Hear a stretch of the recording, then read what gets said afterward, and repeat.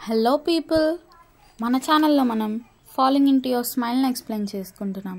మీరు కనుక ప్రీవియస్ ఎపిసోడ్స్ని చూడకపోతే ఆ లింక్స్ డిస్క్రిప్షన్లో ప్రొవైడ్ చేస్తాను, ఇప్పుడే చూసొచ్చేయండి. ఈ వీడియోలో మనం ఎపిసోడ్ 6 చూడబోతున్నాము.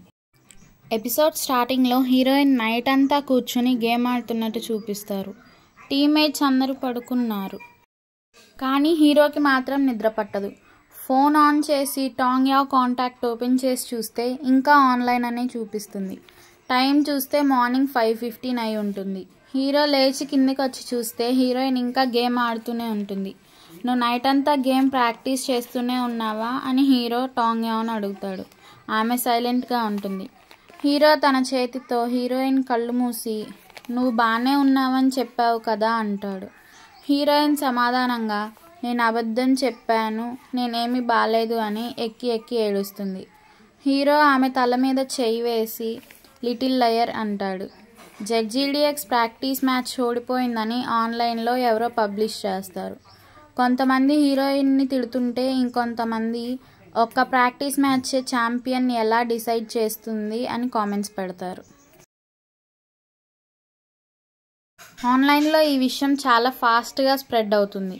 నెక్స్ట్ సీన్లో జెడ్జీడీఎక్స్ బేస్ క్యాంప్లో ఫ్యాటీ, కే, లామో, గాడ్వింగ్ వీళ్ళ పర్మిషన్ లేకుండా టీమ్ టీఏటీ మ్యాచ్ని ఎలా అప్లోడ్ చేశారు అని టీఏటీ వాళ్ళని తిట్టుకుంటారు.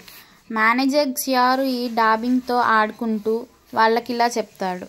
ఇదంతా నా వల్లే జరిగింది, నేను టాంగ్ యావ్ని వాళ్ళ బుల్లీ నుంచి కాపాడలేకపోయాను, క్లబ్కి అగెనెస్ట్గా నిలబడలేకపోయాను అంటాడు. ఫ్యాటీ ఇంకా లామో ఏమో తను ఓడిపోయాను అని డిప్రెషన్లోకి వెళ్ళిపోయిందా అంటుంటే, కే ఏమో వీక్గా ఉండే వాళ్ళు ఈ స్పోర్ట్స్ ప్రొఫెషనల్ ప్లేయర్ అవ్వడానికి పనికిరారు అంటాడు. కోచ్ గాడ్వింగ్ ఏమో మనం తన టీమ్మేట్స్, ఇది తన ఫస్ట్ టైం మ్యాచ్లో ఓడిపోవడం, అందరికీ తెలుసు ఆతాయ్ టాంగ్ యావ్ని టార్గెట్ చేశాడని, ఇక నుంచి మనమే టాంగ్ యావ్ని అర్థం చేసుకోవాలి అంటాడు. ఫ్యాటీ ఏమో తను ఇంకా 20sలోనే ఉంది కాబట్టి టీమ్మేట్స్గా మనమే తనని ప్రొటెక్ట్ చేయాలి, ఇంకా తన గురించి మనమే కేర్ తీసుకోవాలి అంటాడు. కేని నీకు వినపడిందా అని అడిగితే ఆ అమ్మాయి ఏమైనా నేషనల్ 3rd క్లాస్ యానిమల్లా ప్రొటెక్ట్ చేయడానికి, లేక పాండానా అంటాడు. సీన్ అక్కడితో కట్ చేసి హీరోయిన్ తన ల్యాప్టాప్లో ఆ కామెంట్స్ అన్నీ చూడటాన్ని చూపిస్తారు. హీరోయిన్ తన మంచంపై పడుకొని కుళ్ళి కుళ్ళి ఏడుస్తుంది. హీరో అప్సెట్గా ఫీల్ అయ్యాడు హీరోయిన్ ఏడవడం చూసి. అందుకు హీరో తన రూమ్లో కూర్చొని హీరోయిన్ని తిడుతూ పెట్టే కామెంట్స్కి కౌంటర్గా రిప్లై ఇస్తాడు. ప్రతి కామెంట్కి హీరో ఈవినింగ్ అయ్యాక ట్రైనింగ్ కోసమని కిందకి వస్తాడు. అప్పటికి కూడా హీరోయిన్ రాదు బయటికి. కొంచెం సేపటి తర్వాత ఆమె రెడీ అయ్యి కిందికి వచ్చి నేను ముందు బయటికి వెళ్ళాలి, జిన్యాంగ్ నన్ను కలవాలంది అని మేనేజర్ షారుయికి చెప్పి వెళ్ళిపోతుంది. దానికి మేనేజర్ లేట్గా రాకు, సేఫ్గా వెళ్ళిరా అని చెప్తాడు. దానికి కూడా ఆమె సమాధానం ఇవ్వకుండా వెళ్ళిపోతుంది. మేనేజర్ ఏమో అమ్మాయి కళ్ళు చూడండి ఎలా ఉన్నాయో, ఎన్నింటికి నిద్రపోయిందో ఏమో అంటే హీరో వెంటనే 5:30కి మార్నింగ్ 5:30కి వెళ్ళింది అమ్మాయి నిద్రపోవడానికి. ఇన్ని రోజుల్లో టాంగ్ యావ్ నైట్ అంతా ఆడడం నేనెప్పుడు చూడలేదు అంటాడు. హీరో హీరోయిన్కి ఇలా మెసేజ్ చేస్తాడు, ఇంటికి లేట్గా రాకు అని. నెక్స్ట్ సీన్లో హీరోయిన్ ఇంకా జిన్యాంగ్ని సోహో బార్లో చూపిస్తారు. జిన్యాంగ్ హీరోయిన్కి ఐజియా కూడా ఈ ప్రొఫెషన్ స్టార్ట్ చేసినప్పుడు చాలా యంగ్గా ఉండేవాడు, ఓడిపోయినప్పుడు నాకు కనిపించకుండా చాలా బాధపడేవాడు, ఇంకా బాల్కనీలోకి వెళ్ళి కూడా ఏడ్చేవాడు, వాడొక క్రై బేబీ అని చెప్తుంది. కానీ తర్వాత గేమ్కి ప్రిపేర్ అయ్యి మొత్తం సెట్ అయ్యేవాడు అని కూడా చెప్తుంది. ఇంతలో అక్కడికి ఎవరో వచ్చి వాళ్ళిద్దరిని ఫోర్స్ చేయబోతుంటే ఐజియా అక్కడికి వచ్చి ఆ పర్సన్ని వెళ్ళగొడతాడు. తర్వాత జిన్యాంగ్ని కదిలిస్తూ నిక్నేమ్స్తో పిలుస్తుంటే ఆ అమ్మాయి ఏమో నువ్వు పక్కకెళ్ళి కూర్చో, నా చెల్లితో మాట్లాడాక మనం మాట్లాడుకుందాం అంటుంది. తర్వాత హీరోయిన్కి ఇలా చెప్తుంది, గేమ్లో ప్రతిసారి గెలవడం ఇంపాసిబుల్, గేమ్లో విన్ అవ్వడం లూజ్ అవ్వడం చాలా కామన్ అని. హీరోయిన్తో జిన్యాంగ్ మాట్లాడుతుంటే ఐజియా మధ్యలో దూరి మాట్లాడతాడు. జిన్యాంగ్ కోపంగా నిన్ను పక్కకెళ్ళి కూర్చోమన్నాను కదా, నీకు ఇక్కడ ఏం పని అంటే ఐజియా వెంటనే పక్కకు వెళ్తాడు. ఐజియా పక్కకు వెళ్ళిన వాడు సైలెంట్గా ఉండకుండా జియాన్యాంగ్కి సోహో బార్కి రమ్మని మెసేజ్ చేస్తాడు. సీన్ అక్కడితో కట్ చేసి జెడ్జీడీఎక్స్ బేస్ క్యాంప్కి షిఫ్ట్ చేస్తారు. హీరో అండ్ మేనేజర్ షారీ అందరూ ప్లేయర్స్ గురించి వాళ్ళు వీళ్ళ వీక్నెస్ ఎలా తెలుసుకుంటున్నారు అని మాట్లాడుకుంటారు. తర్వాత టైం నైట్ 9:20 అని చూపిస్తారు. తర్వాత జియాన్యాంగ్ సోహో బార్కి వెళ్తాడు. జియాన్యాంగ్ రాగానే ఐజియా జిన్యాంగ్ని లాక్కొని పక్కకు వెళ్ళిపోతాడు. హీరోయిన్తో జియాన్యాంగ్ మొహం కడుక్కుందు కానీ పద అంటాడు. హీరోయిన్ ఏమో నేను ఇప్పుడేమీ లైవ్ స్ట్రీమ్స్ చేయట్లేదు, నేను కడుక్కోను అంటుంది. తర్వాత నువ్వెవరు, నేనెందుకు కడుక్కోవాలి అంటుంది. మేనేజర్ బేస్ క్యాంప్లో టాంగ్యా ఇంకా రాకపోయేసరికి టైం చూస్తాడు. అప్పుడు టైం 11 అయి ఉంటుంది. ఈ పిల్ల ఏమైనా సముద్రంలో దూకిందా అని హీరోతో అంటాడు. మేనేజర్ ష్యూరీ. హీరోకి సోహో బార్కి రమ్మని జిన్యాంగ్ హీరోయిన్ ఫోన్ల నుంచి మెసేజ్ చేసి ఉంటుంది. మేనేజర్ ష్యూరీ మాట్లాడేది కూడా వినిపించుకోకుండా హీరో వెంటనే సోహో బార్కి వెళ్ళిపోతాడు. ఐజియా జిన్యాంగ్తో వాళ్ళొక పేర్ మనమొక పేర్ బాగుంది కదా అని మాట్లాడతాడు. జియాన్యాంగ్ ఏమో హీరోయిన్తో ఆమె మీద ఎంత ప్రేమ ఉందో చెప్తూ ఇంకో ఆమె గురించిన ప్రతి న్యూస్ని చదువుతానని, ఆమె తనతో మాట్లాడకపోతే గేమ్స్ కూడా సరిగ్గా ఆడలేకపోతున్నాడని అంటాడు.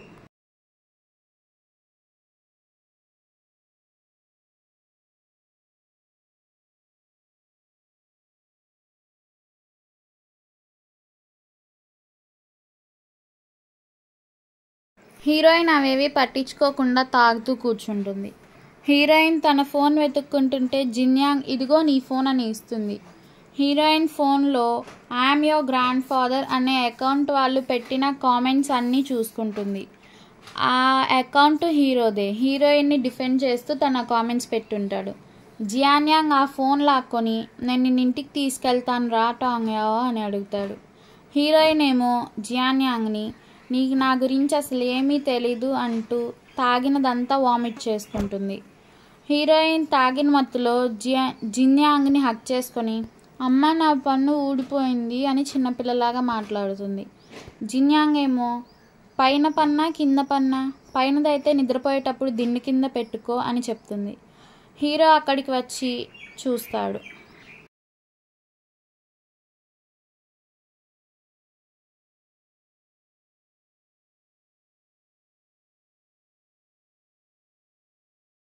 హీరోయిన్ని జిన్యాంగ్ లేపి నేను తీసుకెళ్ళడానికి ఎవరో వచ్చారు చూడు అంటుంది.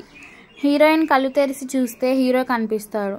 అదేంటి నా కల్లో కూడా మా లీడర్ కనిపిస్తున్నాడు, తన కల్లో కూడా ఇలా కోపంగా చూస్తున్నాడేంటి అని జిన్యాంగ్తో అంటుంది. హీరో ఏమో పద ఇంటికి వెళ్దామని హీరోయిన్ చేయి పట్టుకుంటాడు. ఇంకోవైపు నుంచి జియాన్యాంగ్ కూడా నేను టాంగ్యాన్ ఇంటికి తీసుకెళ్తాను అని ఆమె చేయి పట్టుకుంటాడు. వీళ్ళిద్దరూ కొంచెం చిన్నదంటే చాలా చిన్న గొడవ పడతారు. చివరికి హీరోనే నేను తన లీడర్ని కాబట్టి తన బేస్ క్యాంప్కి తిరిగి తీసుకెళ్లే బాధ్యత నాది అని చెప్తాడు. హీరో హీరోయిన్ని తన మీద ఎక్కించుకొని తీసుకువెళ్తాడు.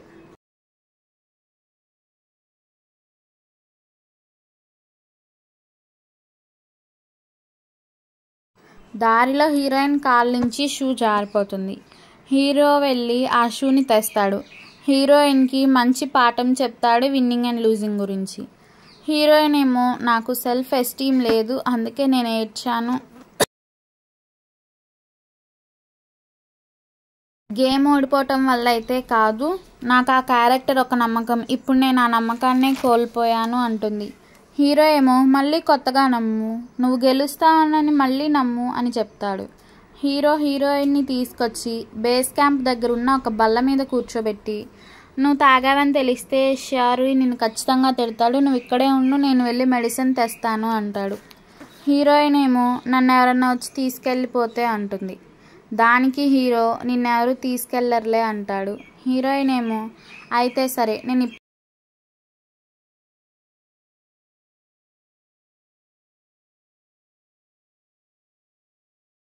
ఇప్పటి నుంచి వేషంగ్ లాగా ఉంటాను అంటుంది. వేషంగ్ అంటే symbol of faith and undying love అన్నమాట. హీరో వెళ్ళాక హీరో గురించి టాంగ్యా గొనుక్కుంటుంది. హీరో వచ్చేదాకా ఎక్కడికి వెళ్ళను అని చెప్పిన అమ్మాయి హీరో అలా బయటికి వెళ్ళగానే బేస్ క్యాంప్ లోపలికి వెళ్తుంది. లోపలికి వెళ్ళి చూస్తే హీరో చైర్లో ఎవరో కూర్చుని గేమ్ ఆడుతూ ఉంటారు. చంగా నువ్వు మెడిసిన్ తేయడానికి ఇప్పుడే కదా వెళ్ళావు, నాకన్నా ముందు ఎలా వచ్చావు అంటుంది. ఆ చైర్ వెంటనే వెనక్కి తిరుగుతుంది. అందులో ఒక పర్సన్ ఉంటాడు. అతన్ని చూసి దెయ్యం అని గట్టిగా అరుచుకుంటూ హీరోయిన్ బయటికి పారిపోతుంది. ఆ చైర్లో కూర్చున్న పర్సన్ ఎవరో కాదు, హీరో వాళ్ళ తమ్ముడు లూయూయి. హీరోయిన్ పరిగెత్తుకుంటూ వెళ్ళి హీరో మీదకి ఎక్కుతుంది. ఎక్కినాక లోపల నీలాగే ఒక గోస్ట్ బేస్ క్యాంప్లో ఉంది అని చెప్తుంది. ఏం మాట్లాడుతున్నావు అంటాడు హీరో. ఇంకా నువ్వు పందిలాగా ఇంత బరువు ఉన్నావు, దిగు లేకపోతే నిన్ను విసిరేస్తా అంటాడు. హీరోయిన్ ఏమో విసిరి చూడు అంటుంది. నువ్వు రేపొద్దున తాగింది దిగినాక ఇప్పుడు ఏం చేసావో మెన్షన్ చేయొద్దు అంటాడు హీరో. మెన్షన్ చేస్తే ఏమైద్ది అంటుంది హీరోయిన్. నేను నెలపాటు ప్రశాంతతను కోల్పోవలసి వస్తుంది అంటాడు హీరో. సరే అని వాళ్ళిద్దరూ లోపలికి వెళ్తారు. చైర్లో కూర్చున్న లూయూయి హీరోని హీరోయిన్ని ఒక ఫోటో తీస్తాడు. హీరో ఏమో నువ్వేంటి ఇక్కడ అంటాడు. హీరోయిన్ ఏమో అయితే నువ్వు దెయ్యానివి కాదా అంటుంది. దెయ్యాన్ని ఎప్పుడైనా ఇంత హ్యాండ్సమ్గా ఉండడం చూసావా అంటాడు లూయూయి. మీరిద్దరు ఒకేలా ఉన్నారేంటి అని అడుగుతుంది హీరోయిన్. పైనుంచి గాడ్మింగ్ ఇంకా మేనేజర్ చూసి కిందకు వస్తారు. అందరూ కూర్చుంటారు సోఫాలో. నువ్వు మళ్ళీ ఎందుకు వచ్చావురా అని హీరో లూయూయిని అడిగితే, నేను కెన్యా వెళ్దామని రెడీ అవుతుంటే ఆన్లైన్లో స్మైలింగ్ అనే జెజిడిఎక్స్ టీమ్మేట్ ఆతాయ్ చేతిలో ఓడిపోయిందని నోటిఫికేషన్ వచ్చింది అంటాడు. ఇంకా గాడ్మింగ్ని నేను ఆడతాను అని చాలా రిక్వెస్ట్ చేస్తాడు లూయూయి.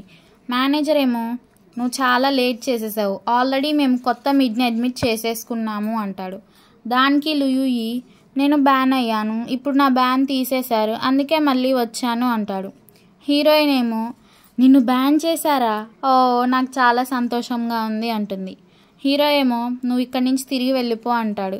కానీ లూయూయి ఇందాక తీసిన ఫోటోని వాళ్ళ అమ్మకి పెడతానని, చివరికి తన పెద్ద కొడుకు అమ్మాయిల్ని ఇష్టపడుతున్నాడని తెలిస్తే తను ప్రశాంతంగా నిద్రపోగలుగుతుంది అంటాడు.